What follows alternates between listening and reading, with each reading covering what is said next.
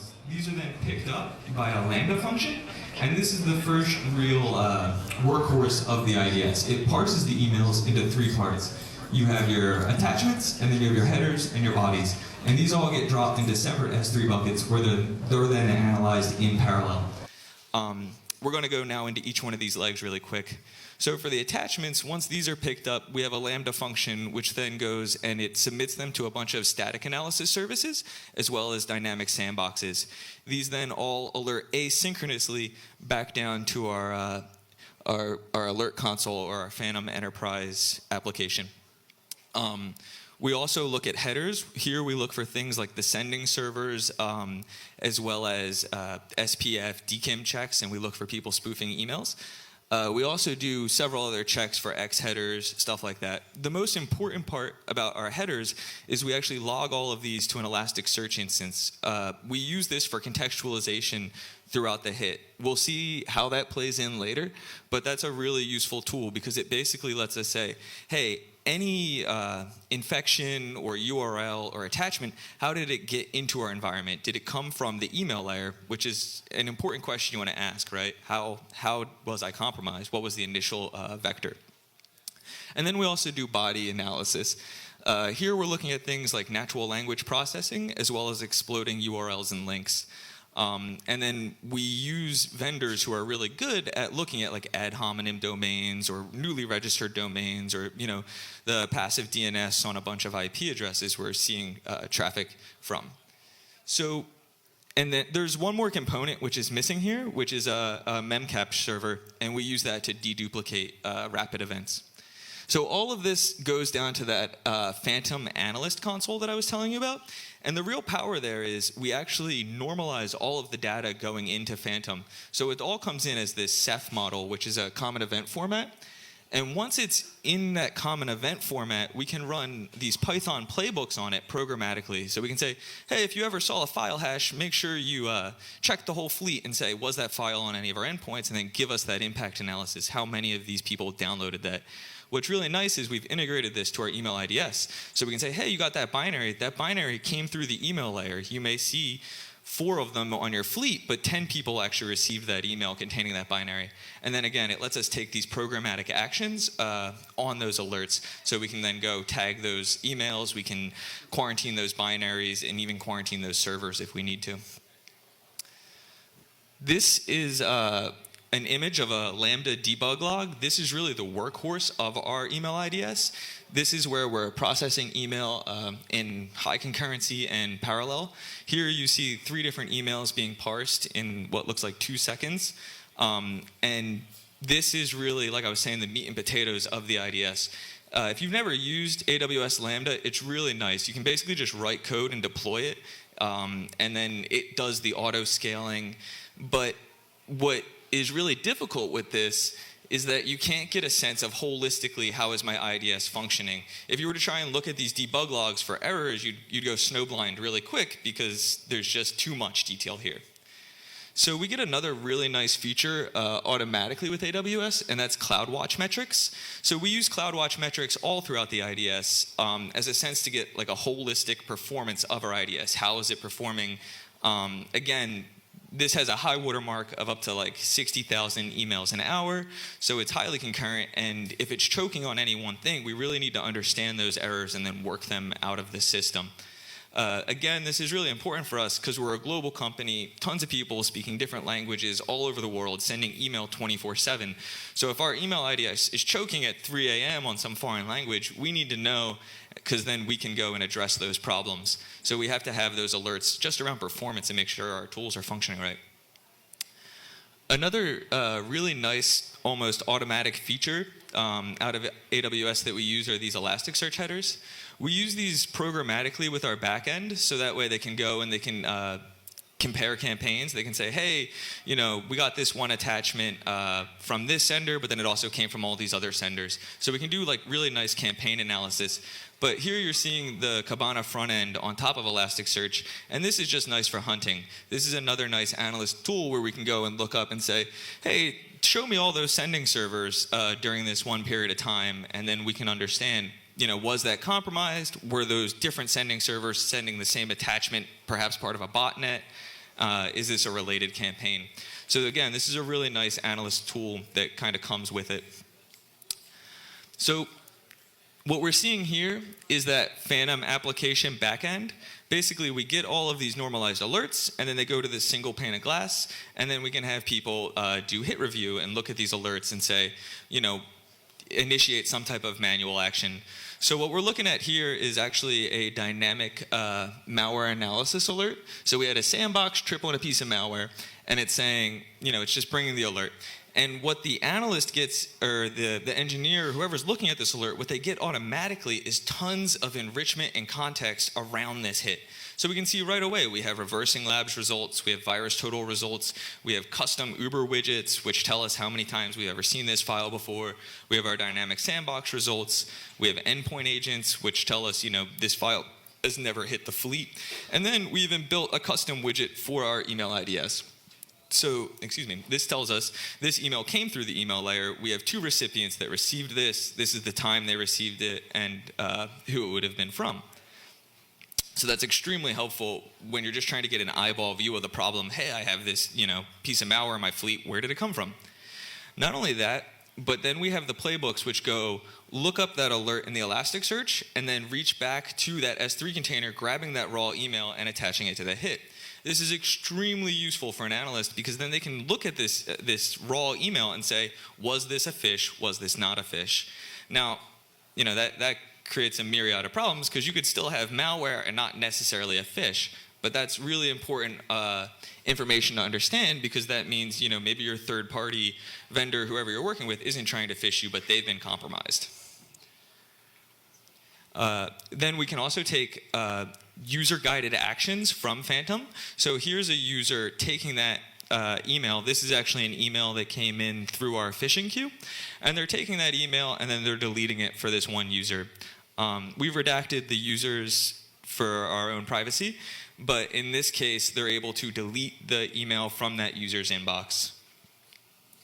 We also run our own planned phishing assessments to help raise user awareness and user education. This is one we had actually run a while back, but in this case, we had gone back, and now we have the ability to programmatically tag all of these emails that came through our IDS with phishing labels. This is really nice because this actually moves it out of the user's inbox into another separate email container labeled phishing. So let's say the IDS false positive, we're not deleting people's email, but we're at least containing it and letting them know we programmatically detected this may be a phishing attack. Not only do we have these alerts in our analyst console, but we need to receive them real time. My team is a heavy user of chat ops. We really kind of believe in that methodology. We live in our chat consoles, but then we also do a lot of analysis and programmatic actions right from chat. So what we're seeing here is Phantom actually alerted our chat that we got a display name phish. For those of you that are unaware, display name phishes are when somebody registers a legitimate common email address, such as Gmail or Hotmail, but then they set their username or their common name as an executive or somebody in your company that's really important, and then they just try to social engineer somebody into giving them something. This is an extremely powerful tactic because it's hard to identify because it relies on just social engineering tactics. So in this case, we're in chat, we get this high severity alert, and we can instantly just click the alert, it launches our console, and then boom, there's the email attached right to the alert. So now I just went from chat to triaging this in seconds, and I can quickly tell this is a false positive. So that was easy to whitelist. But this is actually an example of a true positive. So here we have somebody impersonating Travis Kalanick, who is the CEO of Uber, in the news all the time, very popular guy. And here's a fake email address somebody registered for him, and then they're emailing somebody in the company, and they're saying, hey, can you provide those W-2s? In this case, we were able to respond so real time and rapidly to this that we were able to call the recipient of this email within minutes of them receiving it. Not only did we delete it, but then we just made sure they didn't act on this. So those are some of the things and how we respond to this. But then we also see phish that we haven't planned for, that we don't have rules for in our IDS. immediately. And these often get reported to us by just savvy engineers, savvy people like yourself working in the company that say, I think you guys should be aware of this. So what we do there is we go and we review these, every few weeks, and we make sure that we can then see these in the IDS moving forward. This is, your classic hunting and then writing signatures, your bread and butter of really detection and response. So here we had an email that came in through our phishing queue, and this was really easy to write a rule on because our email IDS already parses all of this information, so we can already programmatically say, oh, the hyperlink in that DOM, right? So here we have a HTML hyperlink, and the actual link itself points to a different URL than the display of the hyperlink. All you have to do is check the protocol, make sure it's a full URL and it's a different domain, and that's a really easy alert that you can prevent your people from ever seeing. This is another one where we went back and we hunted, and we have this Google Apps layer, and we're like, this Gmail layer should really be preventing us from receiving all of this spam and stuff. But we ended up getting these messages anyway, which still contained these phishing links. So we then added the parsing of these hello servers and these received by servers to our IDS, and then we were able to harness all of these other intelligence services that we were already using across the organization and reuse that value in our IDS just by parsing another field of the protocol. So again, we had this few $100,000 expensive Blinky box, and we got so much more power out of just rewriting these tools and parsing the basic structures ourselves and then just reusing these other intelligence services we already had versus having all of this siloed equipment. We also set up some advanced intelligence services. So what you're seeing is an example here where we were able to basically detect people standing up new phishing sites against us, and then we could actually see the victims falling for these sites near real time. This is pretty huge because it lets us get in front of ATO'd accounts. We can understand when our victims have had their or when our victims of our application have had their credentials stolen, but before the accounts are actually taken over, which is huge from a risk and a fraud prevention point of view. It's also allowed us to attack the phishers in a way. So here we see an example of a website which was running WordPress and then was compromised. We could then brute force the extensions on this one part of the URI, and we're actually able to get the phishing kit itself. Once we got the phishing kit from these sites, we were able to deobfuscate those and pull out who was receiving all of this phishing intelligence. And then not only were we able to defamate that email, that domain, all of that stuff, submit it for takedown, but then we could also look up those people in our own system, quantify potentially how much they have gained, and then work with investigations to take those people to law enforcement. So a quick review, basically, if you take the extra time to parse the protocols yourself and write the alerts yourself, you suddenly get much more value because you're able to write these rules on the fly versus just trusting what some box tells you is bad, which is awesome because then we can stay very current on attacker trends and attacker technologies, and we can add new rules to catch those campaigns in the wild as they're targeting us. Also, it lets us reuse value. So I was talking about those intelligence services. We have an Intel arm to our organization, and they already pay for a lot of these services. So rather than paying, another $100,000 for one of these boxes, we're able to reuse all that value we already have and apply it to our IDS. And then the integrations is massive. Having the ability to go back and white label stuff or delete it is huge, as well as just see, did it come through this vector? Is this how I was compromised? And that's it. Any questions?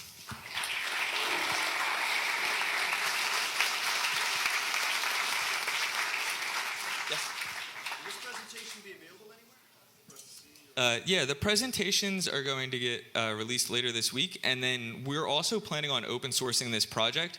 There's two major milestones until we can open source this. Right now, we're working on decoupling the rules from the actual infrastructure, so then people can also share email and phishing rules for current campaigns, which will be nice. And then we also want to terraform the whole thing, much like Stream Alert, so it's easy to deploy for anybody else. Question? I was wondering how you store sensitive data in your IDS, like say if you have sensitive data in your emails. Right. The question is, how do we store sensitive data?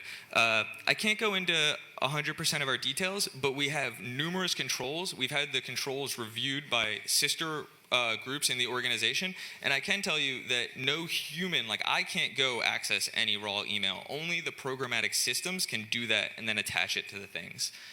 So I don't even have that access. And not only did I take that access away from myself and like the whole team, but we wrote alerts on the controls for people to get that access. So if anybody were to change those controls, we would be alerted real time. Right. So in that regard, do we actually strip some of the content from the email so that the analyst only gets some of the content? The analyst is only getting the content relevant to the alert. So they're only receiving that one email relevant to the alert.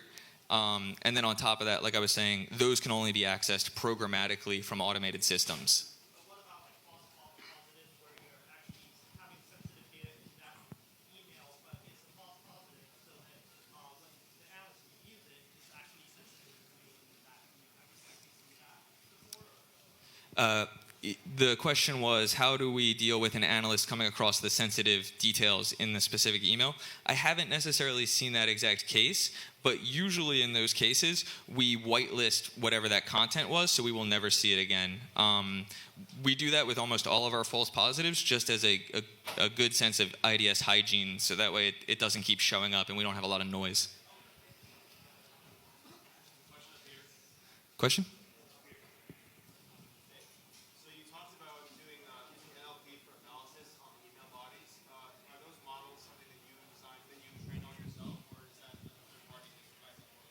Right now we're doing ourselves, and it's very simple Bayesian classifiers.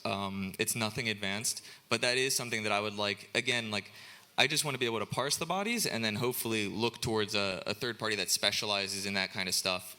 Like again, with the URLs, we don't write so many alerts on the URLs, but we look towards vendors that specialize in like ad hominem domains or newly registered domains. So right now, that stuff's kind of proof of concept, but I'll be looking towards integrations in the future. Another question? Where will the slides be posted online? I'm not 100% where the slides will be posted online, but I'll work with BSides to make sure that happens. Thank you, guys. I'm going to take the rest of the questions offline.